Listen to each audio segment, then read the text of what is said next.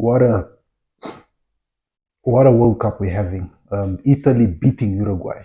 Uruguay scored first half, and I thought, hey, Uruguay are going to beat them. But before I get into that, guys, welcome back to Sport Talk at the Fire. My name, of course, Mitchell Mutumba Simata, and let's talk Rugby World Cup 2023. Uruguay versus Italy. I thought Uruguay were going to win it.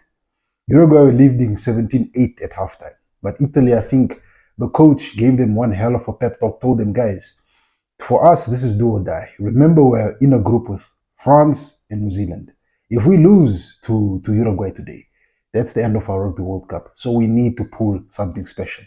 And the Italian team kicked into overdrive. They went in there, they scored. I didn't really get to watch the match. I just got to see some snippets and I got to see the result come through. And then I got to see um, Monty Ioni's try at the end, which sealed it for them.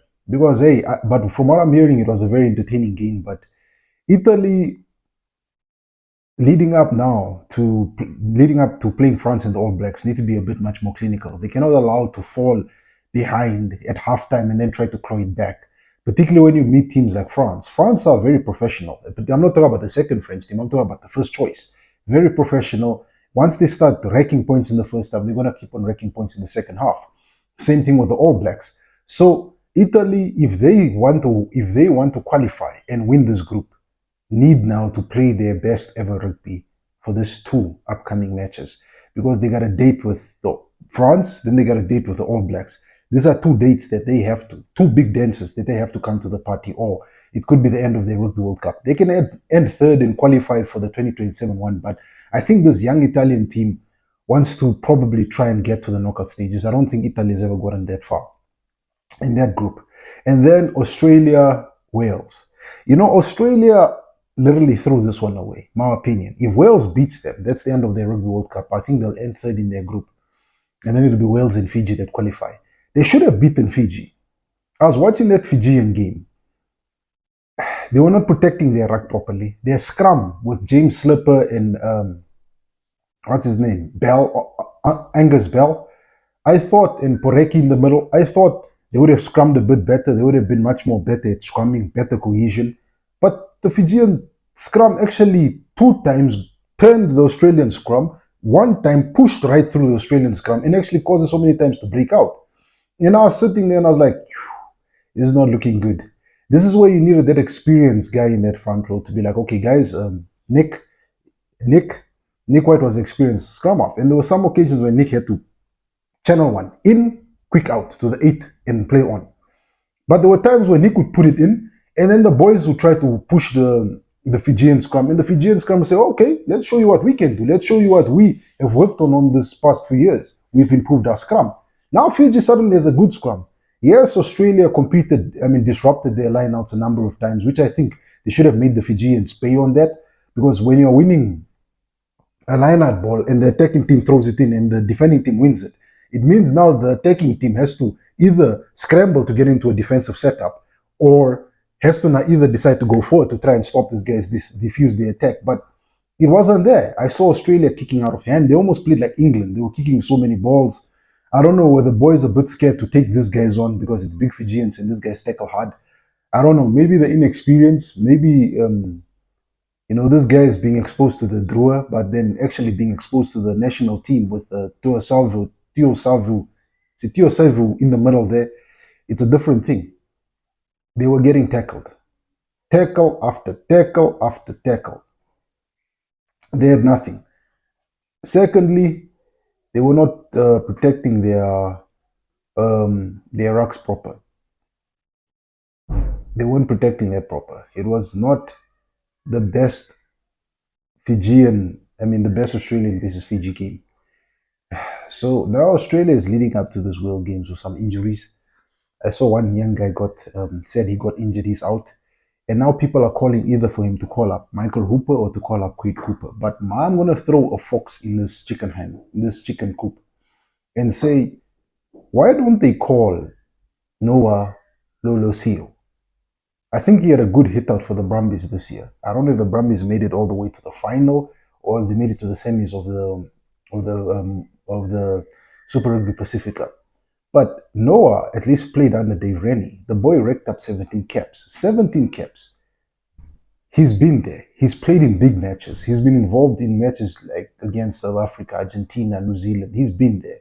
What more do you need from him? Compare him to Carter Gordon. If any other coach would have taken Noah, any other coach would have selected Noah Lolosio. But Eddie Jones, I don't know for what reason, didn't pick the boy. Maybe the guy had a knock or was injured.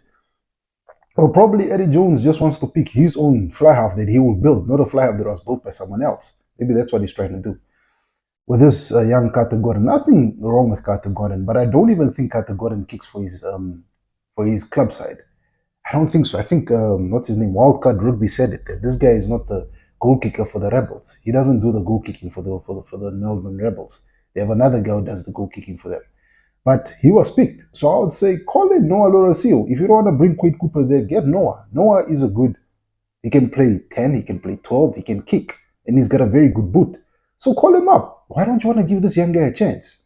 I think getting him in there to take off some of the pressure from Carter Gordon, you got something. Now you're playing Donaldson. You might play him at 10. Who's going to play your fullback position now? You didn't take Callaway with you. You left him. You left him back home.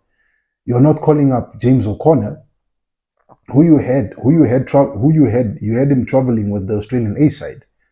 Pete Samuel, you also had him traveling with the Australian A side. Like I'm sitting here, he picks Tom Hooper. Nothing against Tom Hooper. I get that he's another line-out option because Will Skelton is big and heavy. You can't lift him in the line-out. But you leave a guy like Pete Samuel. Pete Samuel, that game against Fiji would have fit his style of play because he likes those close games so he can break and get the run meters. Having Pete Samuel and Rob Valentini, that's how the Brumbies play. And Rob benefits from having a Pete Samuel to help him do the big carries, besides just him doing it every time. But Eddie Jones, he's the MasterCard. He knows what he's doing. He's the Jose Mourinho of rugby, and he decided against that call. And then South Africa doing some amazing stuff, beating Romania with 0. That was quite impressive, meaning that Romania got some chances but could never cross the South African try line, which shows you that this Springbok side is very serious. And seeing, what's his name, Damian Willemse play 10, I have been asking for the longest of time for Damian Willemse to finally prove to us why he is there. Because in the Pollard, Elton, Janchi setup, Damian was always the third choice, number 10. Even though they had a French or Steyn there. So Steyn was usually their third or fourth choice. Damian could have been the fourth choice. But Damian needs to come to the party. He kicked well. The fact that he kicked 7 kicks, got 5 over, missed 2, which was not that bad. And then we also got to see Faf kick 2 over and missed 3. Faf played 10, which was quite interesting to see Faf wearing the number 10, having that freedom to run. And he did well. What's his guy's name? Grant Williams scored a try, scored 2 tries. Mapimpi scored 3. Reinach scored 3, which was a very good game. The guys had a very good day at the office. But now they're going up to the Ireland game. Ireland also won their game against Tonga. I honestly thought Tonga were going to give them a run for their money, but Ireland just steamrolled them. Leading up to this one, what's happened? Now South Africa have gone the 7 forwards and 1 backline player. And most of the Irish media are losing their mind. They're asking, what are we going to do here? Because now it means the Jack can actually replace the entire starting front row and then bring on a second front row. And this means that now Ireland has to prepare themselves to scrum against 2 different type of front rows. And I know people are saying, but what if somebody goes down injured? Reinach can go and cover that position. This is why they got players who can. South Africa, actually in the South African squad right now, the starting 15 that was actually selected, there are players that can play more than one row, one position. Manu Lebok at 10. Lebok can cover 15. He's played 15. He can play at 15. Damian Willemse, who's at fullback, can play in the centers and can play 10. You can also try and move him to the wing. What's the other guy? Cheslin Kolbe can move from the wing and go to fullback. Literally, they have a team where they have these players that can play more than one position. And I think this is a blessing for South Africa because now, even if someone gets injured, you can bring on a Kwagga Smith. Kwagga can cover flank, wing, and you can also put him in the centers. He will play because it plays to their strengths. And I think this has been the build and the development of the South African rugby squads and the talent that's coming through the South African structures. Because for the longest of times, Springbok players, as a fan, were always one-sided.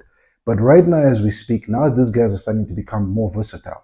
A guy like Grant Williams, who's a scrum half but ended up playing on the wing, they tested him there. Let's not be shocked tomorrow if the Sharks test him at 15. You got a guy like Reinach, who's now also being slowly being converted to play wing. And this just shows you that the versatility is there. Like I said, Manny Lebok, if someone goes down, let's say Damien Williamson goes down, they can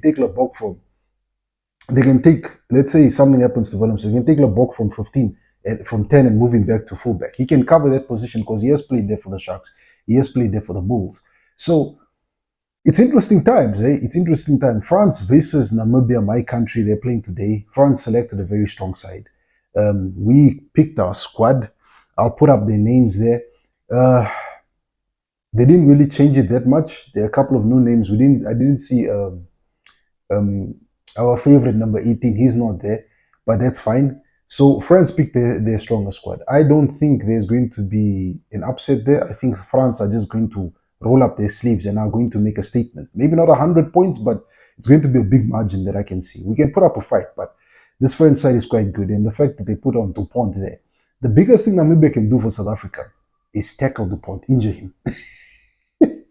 Injure Dupont. So the French can keep quiet, but injure Dupont. Let's get him out of there. But that's a story for another day. Then you got England. England beating Japan. I honestly thought Japan were going to give England a run for their money.